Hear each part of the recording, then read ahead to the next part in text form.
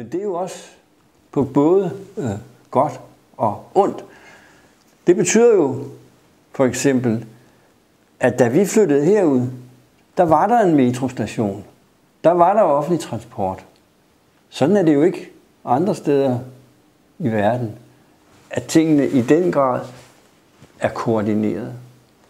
Nej, men stadigvæk, der for eksempel kulturhus mangler mange biblioteker, det unge mennesker og gamle ønsker sig her i en bydel. Ja, men det vil jeg give ret i. Hvis du tager igen vores egen bydel, så har vi hver for sig, så har vi jo fælles lokaler, men vi mangler jo et sted, hvor vi alle sammen kunne gå hen og være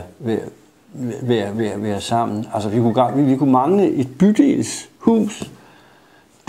Det tror jeg er helt rigtigt, og jeg tror, det er gældende også i Ørestad City og i Ørestad Syd, at der er mangel på de der fælles lokaler og fælles arealer. Det synes Blandt andet for eksempel tv-stationen skal være fysisk, det skal have et fysisk sted. En telestation? Ja, en tv-station. En tv-station, ja. Hvad synes du? Jamen, sig nu, at vi havde et fælleshus. Så ville det jo være meget nærliggende, om tv-stationen var knyttet til det fælleshus. Det er da... TV, radio indlysende, og avisen. Det er den mindste, man kan have. Men det er jo ikke kun tv, radio og avisen. Det er jo også, for eksempel, hvis man nu spiller musik, hvis man gerne vil, det gør jeg ikke, hvis man gerne vil spille musik, så er det jo sådan, at hvis jeg skal spille musik med andre mennesker, og hvis det skal være noget med klaver, jamen så er jeg nødt til at besøge de andre mennesker. Jeg kan jo ikke invitere dem hertil og sige, jamen jeg har et rum, og der står et klaver, og der kan vi spille uden at genere andre. Og det gælder jo selvfølgelig alle mulige andre musikformer. Og det gælder vel også folk, der gerne ville danse sammen. Altså, enten så skal man ud af bydelen og ind hos folk, der underviser i dans, eller hvor ved jeg.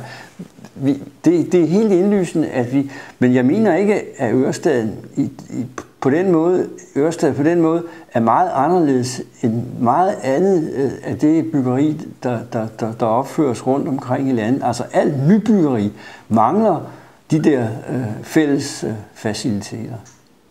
Man har efter lovgivning om almen byggeri, jamen der skal der sættes plads af til et fælles lokale. Og vi har jo også et fælles lokale her i huset, men de fælles lokaler, de er jo slet ikke store nok til at kunne rumme en fest for hele bydelen, og de er slet ikke store nok til at man kunne udfolde sig med alle de aktiviteter, som vi nu her har snakket om. Jamen, som sagt, jeg har meget af mine CD'er, de står op i sommerhuset, og det er fordi, jeg arbejder meget med Mozarts kvartetter og klavertrioer. Men altså, vi kunne da nævne sådan noget. Her har jeg Beethovens strygekvartetter. Dem alle sammen. Det var slet ikke det, jeg tænkte på. Jeg tænkte, jeg skulle have fat i... Hvis jeg kan finde det...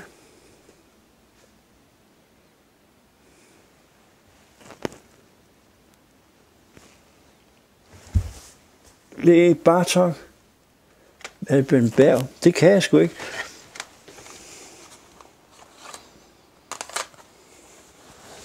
Det er mærkeligt.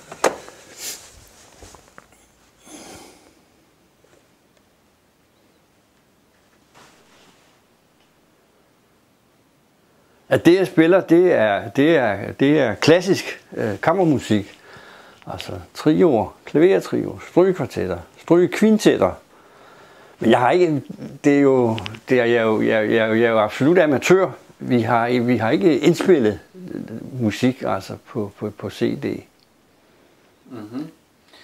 Men I skal alligevel søge en sådan nogle sted, ikke også? Jo, vi altså selvfølgelig, så søger vi da nogle lokaler, hvor vi kan være sammen, og hvor vi kan spille uden at genere andre.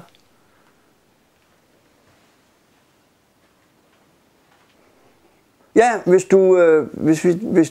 du går rundt i vores hus her og ser, hvordan det her rum er indrettet, eller hvis du ser arkitekttegningerne og forestiller dig, eller overvejer, hvad arkitekterne har forestillet sig, så har de jo tænkt, at det her rum, det skulle anvendes til soveværelse.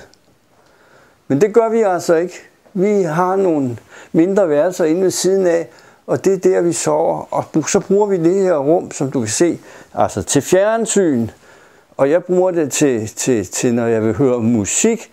Og det er også her, vores computer står. Og det er så også her, hvor vi har samlet det meste af den faglitteratur, som vi har beskæftiget os med. Så du kan sige, det er et slags arbejdsrum, hvor man altså også kan sidde og slappe af med noget tv-underholdning. Kommer mange naboer her på besøg hos jer? Hvordan er den der kommunikation mellem jer? Jamen, der kommer naboer på besøg, og vi har faktisk et par gange, der har vi samlet hele opgangen. Sådan er vi, og det er noget, vi nok vil gøre igennem. Altså for alle mennesker, fra alle 8 lejligheder i opgangen, så mødes vi her eller i en af de andre lejligheder. Sådan en gang om året eller sådan noget. Men derudover kan du så sige, at vi har haft besøg af en utrolig masse mennesker udefra. Altså venner og bekendte. Men også i og for sig mange, der bare gerne vil vide noget om bebyggelsen.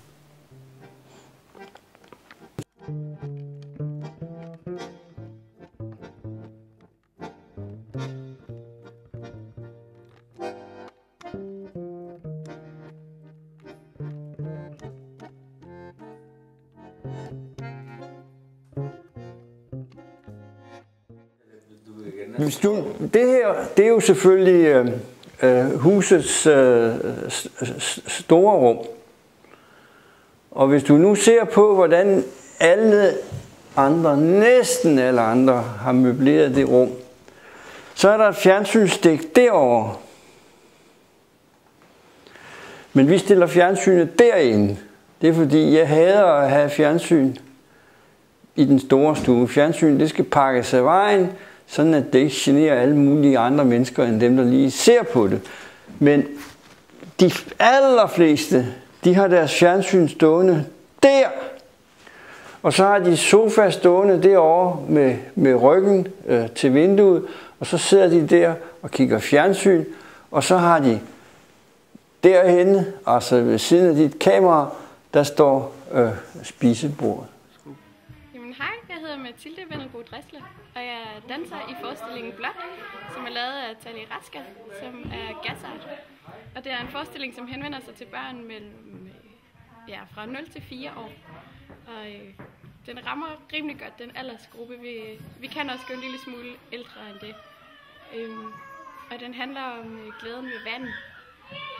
Og hele vores scenografi er blå. Kostymer er blåt.